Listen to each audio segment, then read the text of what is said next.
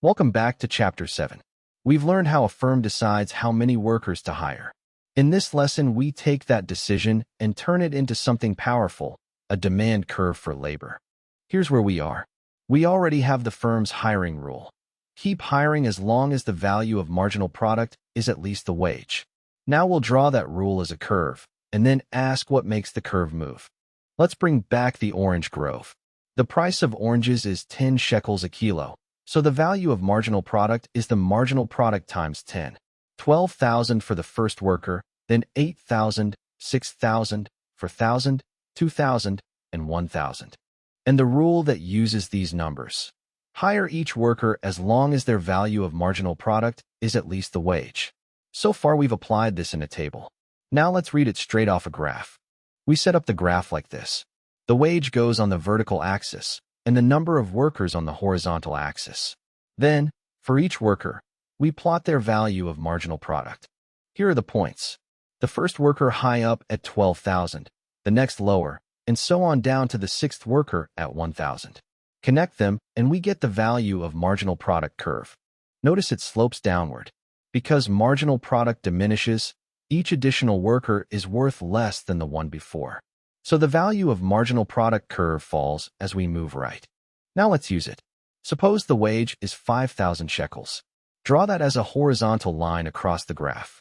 The firm hires every worker whose value of marginal product sits above that line. Reading across, 3 workers clear the bar at 5,000. So at a wage of 5,000, the firm demands 3 workers. Now lower the wage to 1,000 shekels. The horizontal line drops, and more of the curve sits above it. Now 6 workers clear the bar. At a wage of 1,000, the firm demands 6 workers. Do you see the pattern? Every wage we choose gives us a number of workers the firm wants. A high wage, only a few workers. A low wage, many workers. And that is exactly what a demand curve is. The value of marginal product curve is the firm's demand curve for labor. It answers, at each wage, how many workers do I want to employ?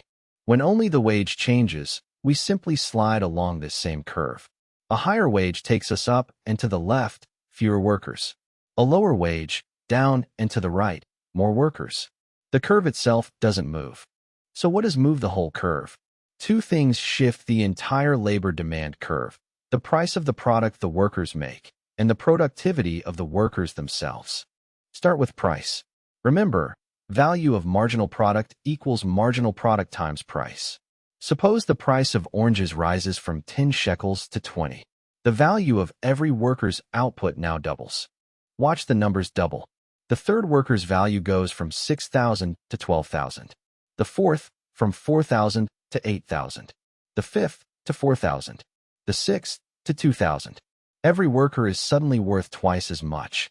On the graph, the whole value of marginal product curve shifts to the right. I'm keeping the original curve faded so you can see the move clearly. The new curve sits out to the right of the old one. And here's the consequence. At the same wage of 5,000 shekels, the firm now hires more workers than before. A higher product price raises the firm's demand for labor. The intuition is simple. Each worker still produces the same number of oranges. But now those oranges sell for more. So each worker is worth more to the firm, and more workers clear the wage bar. A price fall does the opposite. If the price of the product drops, the value of marginal product shrinks for every worker. The labor demand curve shifts left, and the firm hires fewer workers at any given wage. Now the second shifter, productivity. Better tools, training, or technology raise each worker's marginal product. And since value of marginal product is marginal product times price, a higher marginal product raises the value too. So an increase in productivity also shifts the labor demand curve to the right. Again, the original curve is faded, and the new one sits to its right. More productive workers means more workers demanded at any wage. Let's nail down the key distinction. A change in the wage is a movement along the curve. A change in the price or in productivity is a shift of the whole curve. These are not the same thing. Don't confuse them. A new wage doesn't move the curve, it just picks a new point on it. Only a change in the product price or in productivity relabels the curve itself and shifts it left or right. The same relationship also works in reverse. Since value of marginal product is marginal product times price, given a wage and a price, you can find the marginal product the last worker must reach. Marginal product at least the wage divided by the price. For example, suppose the price is 16 shekels and the wage is 3,800.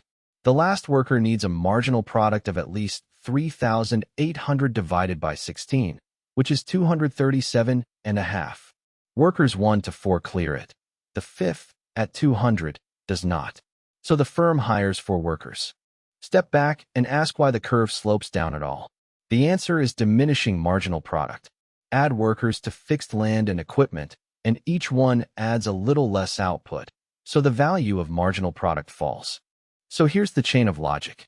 Diminishing marginal product leads to a downward sloping value of marginal product, which is exactly a downward sloping demand for labor.